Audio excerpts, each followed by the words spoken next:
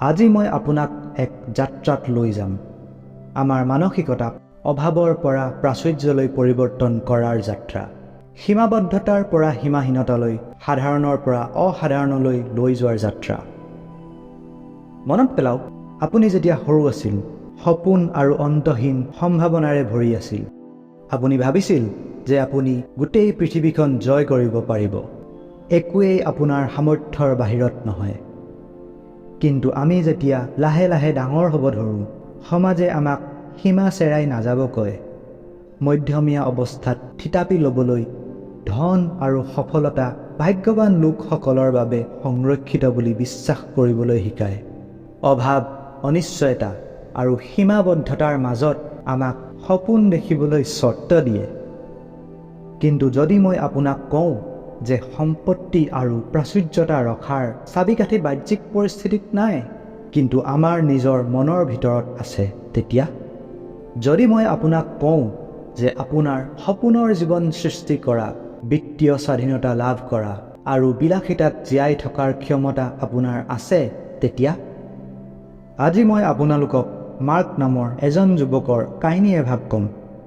Mark এটা অতি সাধাৰণ ঘৰত ডাঙৰ দীঘল হোৱা ল'ৰা আছিল, য'ত টকাৰ সদায় টনাটনি চলিছিল।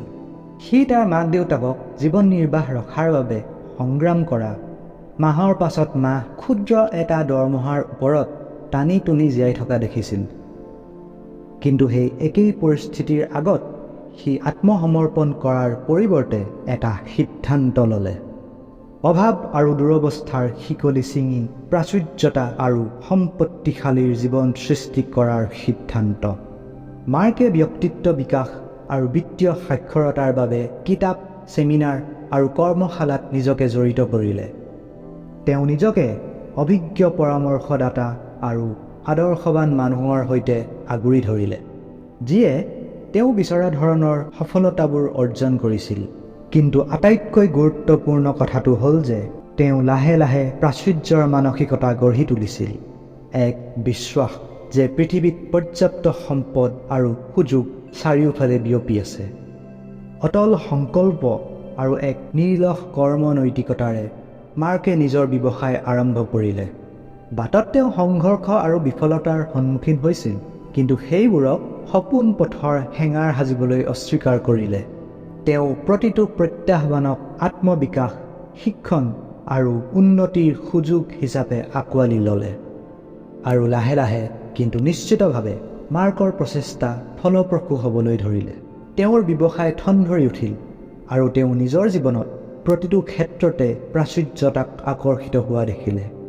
সম্পত্তি, স্বাস্থ্য, সম্পৰ্ক আৰু সুখ।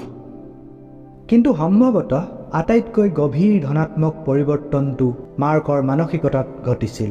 তেওঁ উপলব্ধি কৰিছিল যে প্ৰকৃত সম্পত্তি কেৱল আৰ্থিক ক্ষেত্ৰতে জোখমাখ কৰিব নোৱাৰি, কিন্তু নিজৰ চৰ্তাৱলীত জীৱন যাপন কৰাৰ স্বাধীনতা, আনৰ জীৱনত ধনাত্মক পৰিৱৰ্তন অনা আৰু এক কীৰ্তি স্থাপিত কৰি যোৱাৰ স্বাধীনতাতহে জোখা উচিত। মোৰ বন্ধুসকল, মাৰ্কৰ কাহিনীটো কোনো অতুলনীয় কাহিনী নহয়। ই মানৱ উদ্যম আৰু আমাৰ সপোনৰ জীৱন সৃষ্টি কৰাৰ বাবে আমাৰ প্ৰত্যেকজনৰ ভিতৰত থকা এক শক্তিৰ প্ৰমাণ। সেয়েহে মই আজি আপোনাক অনুৰোধ জনাইছোঁ যে যেতিয়া আপুনি আপোনাৰ নিজৰ সম্পদ গঢ়া আৰু সফলতাৰ পথে যাত্ৰা আৰম্ভ কৰিব, এইটো মনত ৰাখিব যে একমাত্ৰ বান্ধোন সেইবোৰহে যিবোৰ শিকলি আমি নিজৰ ওপৰত নিজে মেৰিয়াই লওঁ।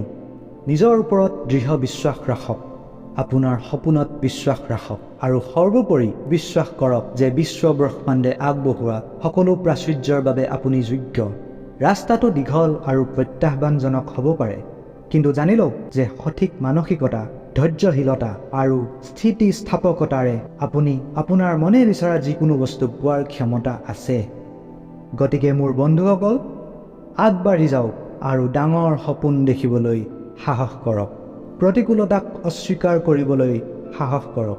প্ৰাচুৰ্যতাৰ জীৱন যাপন কৰিবলৈ সাহস কৰক, কিয়নো পৃথিৱীখন কেৱল আপোনাৰ গ্ৰহণৰ বাবে আৰু আপোনাৰ বিধাতা অপেক্ষা কৰি আছে কেৱল আপোনাৰ বাবে।